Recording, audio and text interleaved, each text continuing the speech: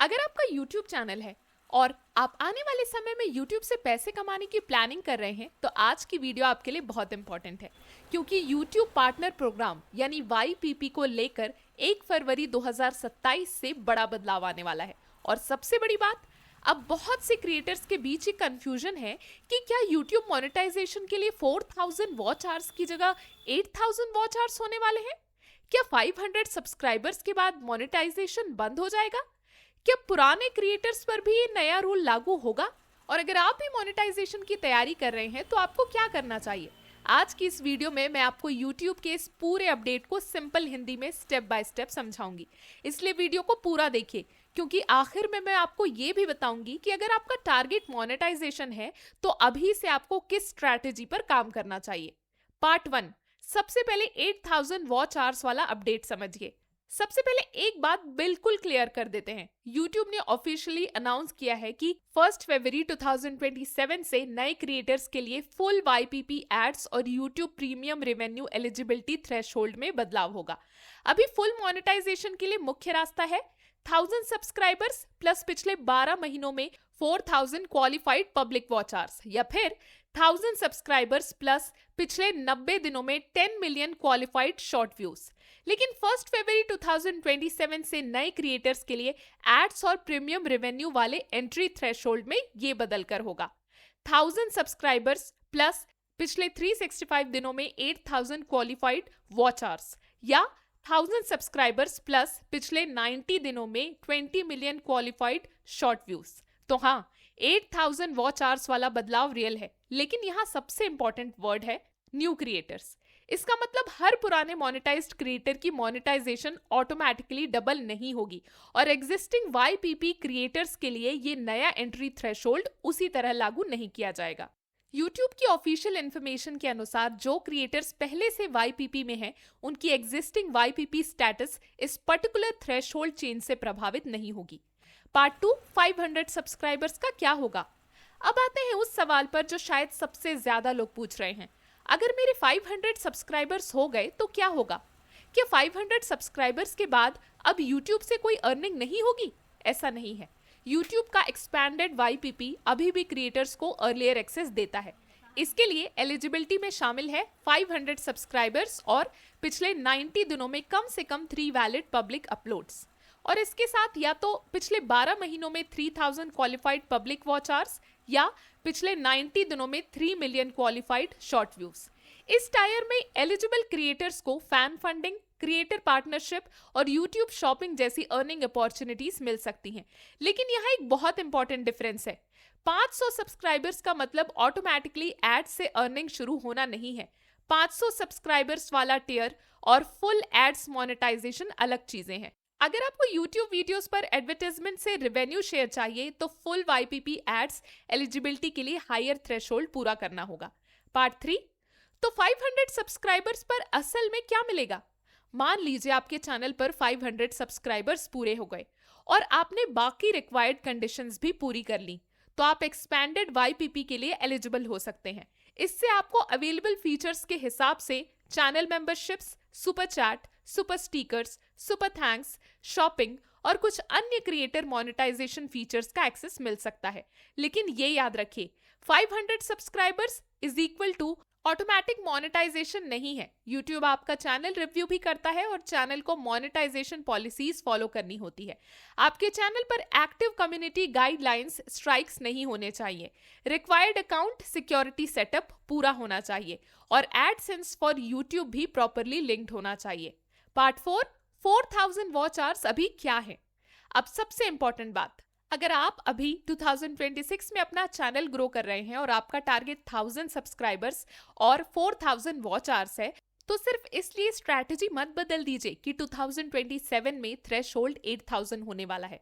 Currently official eligibility के हिसाब से फुल YPP एड्स रेवेन्यू के लिए अभी 1000 subscribers plus 4000 qualified public watch hours in the last 12 months या 1000 subscribers plus 10 million qualified short views in the last 90 days का रास्ता है। इसलिए अगर आप अभी एलिजिबल हो जाते हैं और YPP में एक्सेप्ट हो जाते हैं तो ये बहुत इंपॉर्टेंट माइलस्टोन है। पार्ट 5, वॉच आवर्स में एक बड़ी गलती मत करना। बहुत सारे नए क्रिएटर्स को लगता है कि YouTube एनालिटिक्स में जो भी वॉच टाइम दिखाई देता है वो पूरा 4000 वॉच आवर्स में काउंट हो जाएगा। ऐसा जरूरी नहीं है।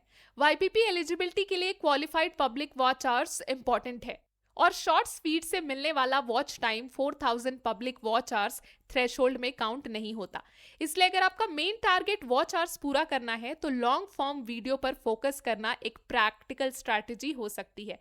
आप जितने यूजफुल और एंगेजिंग लॉन्ग वीडियोस बनाते हैं उतनी ज्यादा अपॉर्चुनिटी होती है कि व्यूवर्स वीडियो को ज्यादा देर तक देखें। लेकिन सिर्फ वीडियो को लंबा बना देना काफी नहीं है। अगर 20 मिनट की वीडियो है और लोग 2 मिनट में छोड़ रहे हैं तो सिर्फ ड्यूरेशन बढ़ाने से फायदा नहीं होगा। पार्ट 6, 8000 वॉच आवर्स सुनकर डरना चाहिए। अब सबसे बड़ा सवाल, अगर 2027 में 8000 वॉच आवर्स हो जाएंगे तो क्या हमें अभी से डरना चाहिए? नहीं, क्योंकि अभी आपके पास टाइम है और YouTube पर ग्रोथ का सबसे इंपॉर्टेंट हिस्सा सिर्फ थ्रेशोल्ड नहीं है।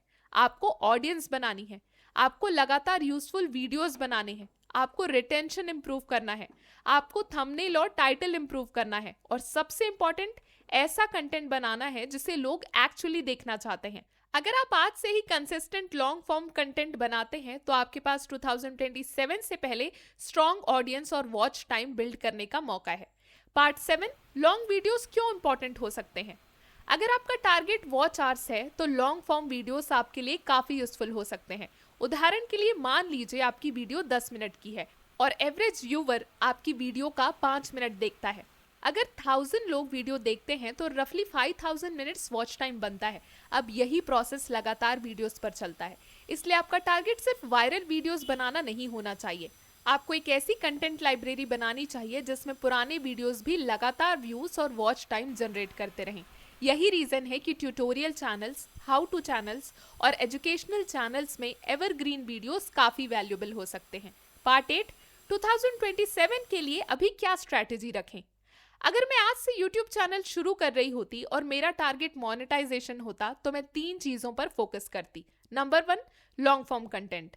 हर week consistently useful long videos की लेंथ सिर्फ बड़ी दिखाने के लिए नहीं। जहां टॉपिक 8 मिनट में कंप्लीट होता है वहां 8 मिनट, जहां 15 मिनट चाहिए वहां 15 मिनट।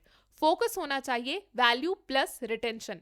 Number 2, searchable topics. ऐसे टॉपिक्स बनाइए जिनको लोग यूट्यूब पर सर्च करते हैं, जैसे how to create, how to use, YouTube update, AI tools, digital marketing, Canva tutorials, Google tools और लेटेस्ट टेक्नोलॉजी अपडेट्स। इन टॉपिक्स में पुराने वीडियोस भी लंबे समय तक व्यूज ला सकते हैं। नंबर 3, थंबनेल और टाइटल। आपकी वीडियो कितनी भी अच्छी हो, अगर थंबनेल और टाइटल देखकर व्यूअर क्लिक नहीं करता तो वीडियो को मौका ही नहीं मिलेगा। इसलिए थंबनेल सिंपल रखें, एक क्लियर मैसेज, कम वर्ड्स, स्ट्रॉन्ग विजुअल्स और टाइटल ऐसा कि व्यूअर को लगे ये इन्फॉर्मेशन मुझे जाननी चाहिए। पार्ट 9, क्या शॉर्ट्स छोड़ देना चाहिए? ये भी बहुत इंपॉर्टेंट क्वेश्चन है। अगर आपका गोल वॉच आवर्स है तो आपको ये समझना होगा कि शॉर्ट्स फीड से मिलने वाला watch time 4000 public watch hours में काउंट नहीं होता। इसलिए अगर आपकी पूरी स्ट्रैटेजी सिर्फ वॉच आवर्स पर बेस्ड है तो लॉन्ग फॉर्म कंटेंट बहुत इंपॉर्टेंट है। लेकिन इसका मतलब ये नहीं कि शॉर्ट्स बेकार है। शॉर्ट्स ऑडियंस डिस्कवरी और सब्सक्राइबर्स के लिए यूजफुल हो सकते हैं। आप चाहें तो लॉन्ग वीडियो से रिलेटेड शॉर्ट बना सकते हैं। उदाहरण के लिए आपकी लॉन्ग वीडियो है YouTube मोनेटाइजेशन 2027 अपडेट, तो उसी टॉपिक से 30 to 60 सेकेंड का शॉर्ट बनाया जा सकता है। 2027 में YouTube पर 8000 वॉच आवर्स होने वाले हैं। इससे शॉर्ट अलग ऑडियंस तक पहुंच सकता है और इंटरेस्टेड व्यूवर्स को लॉन्ग वीडियो की तरफ भेजा जा सकता है। पार्ट 10, सबसे जरूरी बात, रीयूज्ड और रिपीटेटिव कंटेंट। एक और चीज जो मोनेटाइजेशन के समय बहुत इंपॉर्टेंट है, सिर्फ थ्रेशोल्ड पूरा करना काफी नहीं है। आपके कंटेंट को YouTube की मोनेटाइजेशन पॉलिसीज फॉलो करनी होगी। अगर चैनल पर रिपीटेटिव, मास प्रोड्यूस्ड या लो वैल्यू कंटेंट है तो सिर्फ सब्सक्राइबर्स और वॉच आवर्स पूरा होने से अप्रूवल गारंटीड नहीं होता। इसलिए अगर आप AI टूल्स का इस्तेमाल करते हैं तो भी कंटेंट में आपकी ओन वैल्यू होनी चाहिए। अपनी एक्सप्लेनेशन दें, एग्जाम्पल्स दें, स्क्रीन रिकॉर्डिंग करें, ट्यूटोरियल्स को प्रॉपरली डेमोन्स्ट्रेट करें, आपका एक्सपीरियंस और एनालिसिस ऐड करें। यानी सिर्फ किसी AI टूल से स्क्रिप्ट बनाकर उसी को बिना मीनिंगफुल वैल्यू के अपलोड करते रहना अच्छी स्ट्रैटेजी नहीं है। पार्ट 11, अब सबसे बड़ा सवाल, मुझे अभी क्या करना चाहिए? अगर आप अभी मोनेटाइजेशन की जर्नी पर हैं तो मेरी सिंपल एडवाइस है, 2027 के 8000 वॉच आवर्स के डर में आज का काम मत रोकिए। अगर आपका चैनल अभी 500 सब्सक्राइबर्स के आसपास है तो सबसे पहले 500 वाला माइलस्टोन पूरा कीजिए। फिर एक्सपैंडेड वाईपीपी की एलिजिबिलिटी चेक कीजिए। उसके बाद 1000 सब्सक्राइबर्स और फुल एड्स मोनेटाइजेशन की तरफ बढ़िए। और अगर आप लॉन्ग फॉर्म कंटेंट कर रहे हैं तो लगातार क्वालिटी वीडियोस पब्लिश करते रहिए। आपका फोकस होना चाहिए subscriber growth plus watch time plus retention plus returning viewers. सिर्फ एक नंबर के पीछे मत भागिए।